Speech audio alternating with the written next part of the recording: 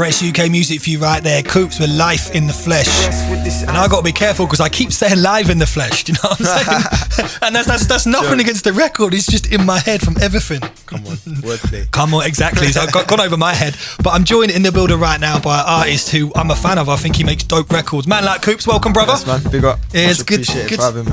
No, you're welcome, brother. It's good to have you here. Now, as we just said, like us two, we're like at least 6'5", touching 7 foot. You and me. So like the microphones in here is a little bit low. So you got to like over exaggeration, but no, yeah, you know. What I mean? No one can tell. But man's hench out here, 6'5", all of that. Dench.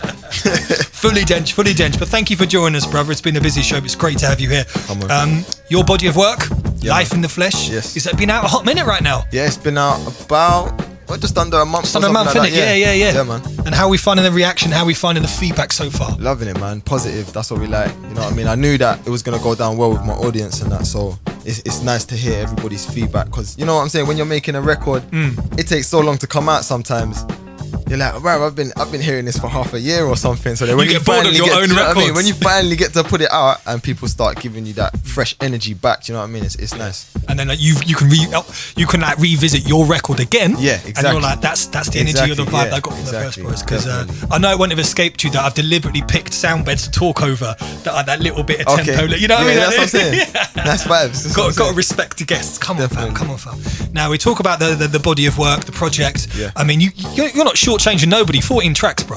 No, man, I never do. That's delivery. I make a lot of music, man. So you know what I mean. It's only right to put it out. Yeah, definitely, man. I love that. And what I think is super dope as well is that not only is the project digital, which is kind of a given, come on, but also you've cut it to vinyl.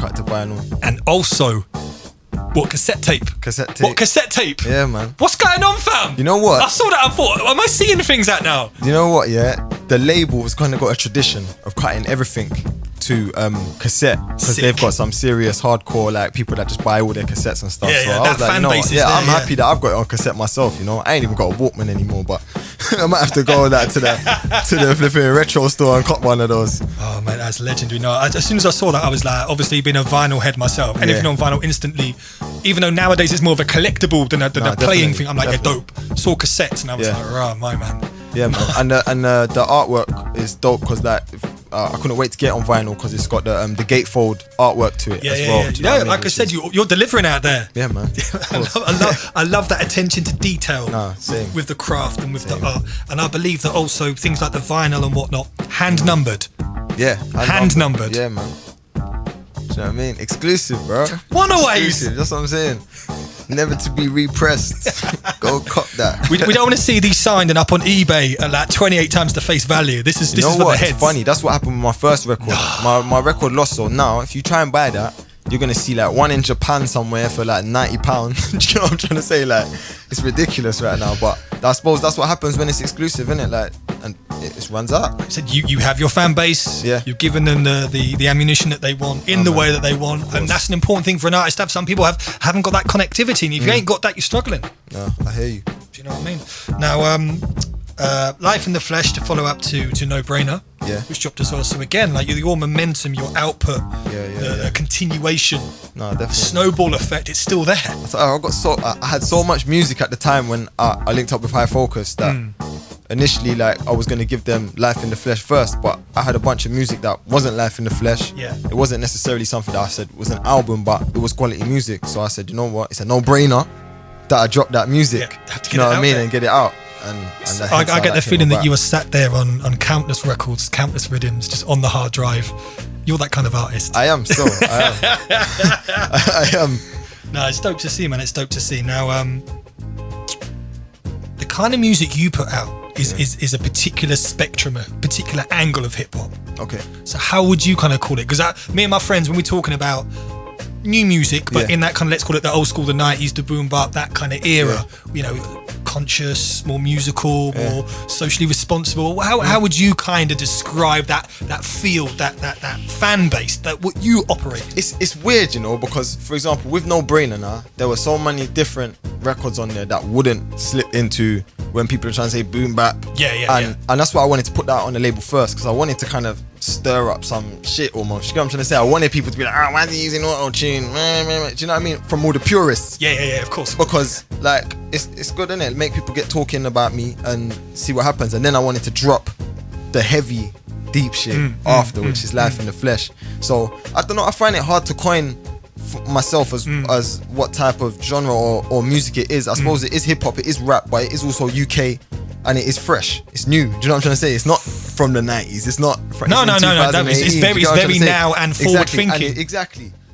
One of my favourite records off the project. The production is sounding so sick out there, but the message is very, very powerful as well. COOPS of Cold World right there, and COOPS has joined me live in the studio. We're just catching up about records, movements, all that good stuff. It's good to have you here, brother. Yeah, man, big up.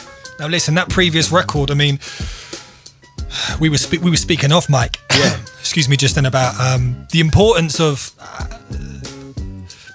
everything that we can go through, because we're in an age now where, you know, you flip open your phone, you can dial through IG and you think, right, everyone's living this mad lifestyle. You know what I'm saying? Everyone's happy. Not even mad lifestyle, everyone's happy. Come on. And of course, especially, you know, being male as well. Yeah. Sometimes there is that pressure that, like, put on a brave face. You have to get on with stuff. And I know that over this year especially, I'm interested to know your thoughts, G, but this year especially, a lot more attention and noise around like mental health, getting support when you need it, not struggling alone. I mean, that's something that is so powerful, and you've put that into a record right there. No, sounds come dope. on. No, definitely, man. I just feel like you got to be honest with yourself in order so people don't get the wrong idea. Do you know what I mean? And for people that are going through like hard times, you know what I'm trying to say? They understand that everyone's going through hard times. You know what I'm trying to say? And it's something you should speak about.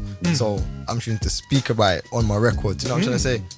Well, music, you know, they say it's a form of therapy, and it can help people in different ways. Because life is that, without getting too deep, life is that journey. There's amazing peaks and highs, and there's like the most horrible lows. And it's how you deal with those low situations that make you, bro, keep you moving forward. You know what I mean? Come on, G. Would you say you're a spiritual person? Would I say I'm a spiritual person? Yeah, I would.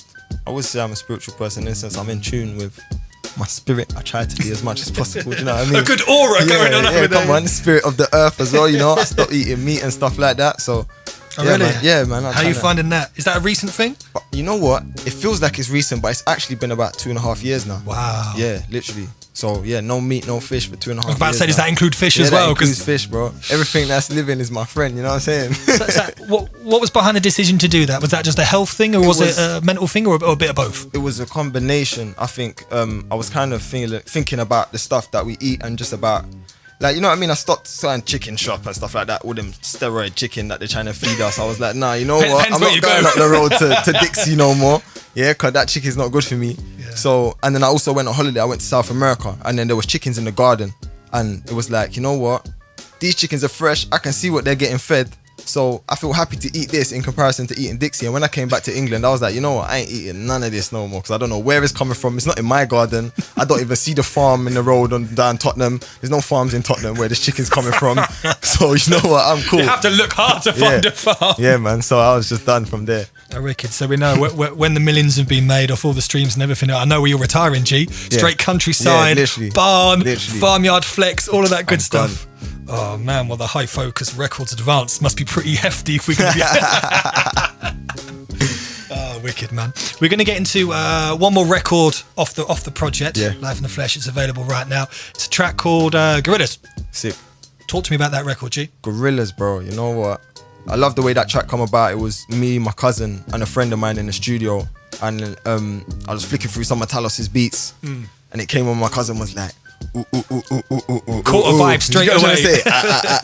And I was like, Gorillas coming, like, and then it just kicked off from there. Yeah, man, it's deep, man. This track is on some, you know what I mean? Take it to them. We got to be ready for war. It's like gorillas, like guerrilla warfare, not gorillas, but it's just a play on words. You know what I mean? And you just got to be ready to fight for your freedoms, bro. You said there it was your cousin who came up with some ad libs. Yeah, so is he on there as a contributor? Good. Yeah. And you'd go like that. Yeah, definitely. You'd handle your business like that. Yeah, man, of course. It's mad sometimes. Some of the stories you hear about people give people ideas and they come together and cut a record. And I'm part of that. Yeah, no, man, he's there, man. Tristan Azaya down there, additional vocals, man. Right, additional backup, ad libs, all of that. You know what I'm saying? Co-executive producer, Yeah, all of those bro. titles. Right, it's Pyro Radio. Listen to right now, me, Jay Fresh, live in a place with my boy Coops. We're going to get into another brand new record from him. He's got so many of them out at the moment. This is Gorillas. Let's go. Music that you can zone out to and then fully zone into, man, like Coops. We like that description, don't we? Yeah, man. That was Gorillas in the background, a new one from him. So listen, brother, thank you very much for joining us on today's show. Man. Really appreciate that. I've been lucky to be blessed by 3 very talented artists from across the full spectrum of hip hop and grime on today's show. But I know you've just dropped records, but people are going to want to know what's coming next. That's the world we live in right now, G. Yeah. So what kind of bits and pieces, either shows or releases or collabs or anything else you want to share with me and with the people? Yeah, cool. Now's the time, G. I'm putting together at the moment just like a launch for the album, basically. Do you know what I'm trying to say? Which is going to be dope. So as soon as check out my socials for that, which is COOPS Official, and as soon as we get a date set and a venue, then we'll hit that up. Other than that, more music, man. I'm always making more music. Do you know what I mean? I told you, like, I had this for a while, so you know I got the next thing ready already. Already ready. I reckon you got the next couple of things lined up, like course. ready to press go. Exactly. So just keep a lookout, man. I'm always making more music and a few more releases under the High Focus label. Do you know what I mean? No, I love that, man. And talking about the live show, Yeah. I mean, you might not be able to tell me, but I get the feeling that when you're doing a live show, you're going to have a band there. You know what? I get the feeling that's the wave you're going on. I do want to have a band there, like, because when I done my last launch, I had a band with me called Sumo Chief, who are no longer together now, but they were a sick band, and it raised the experience to another level. Do you get what I'm trying to say? Which was dope. So, if there's any bands out there, Put it out there, G. Put it out there. No, I'm joking. Real talk.